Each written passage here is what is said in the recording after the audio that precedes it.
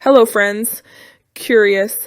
The advice I'm about to share comes directly from technicians who have been repairing appliances like this for years at this well-known shop, so don't worry, we're going to fix it.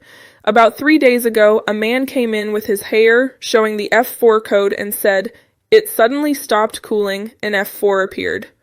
In the shop, we know this usually relates to the evaporator temperature sensor. Basically, the unit protects itself and shuts off to avoid damage.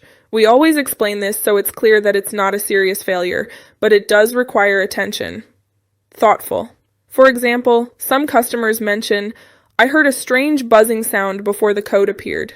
In these cases, the technicians first check the sensor and its connections, because often the problem is simply that the sensor isn't sending the correct signal and the AC thinks there's overheating.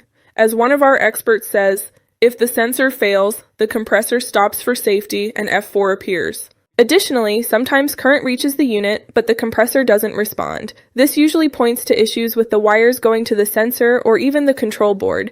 That's why the shop technicians first verify the continuity of the wires and measure the sensor's resistance before replacing any parts, ensuring we don't spend unnecessarily. At the same time, other customers tell us they notice dust on the evaporator and think it could affect performance. I cleaned the grills and it improved a bit, but F4 still appeared. We explain that while cleaning helps, if the sensor is damaged, the real solution is to replace it. This is something we verify daily in the shop, which ensures the AC works perfectly again.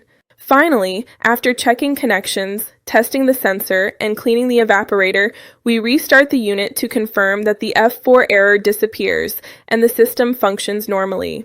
As some customers say, after replacing the sensor and restarting, the air cooled like before. This shows that by following these steps, the problem is resolved safely and reliably.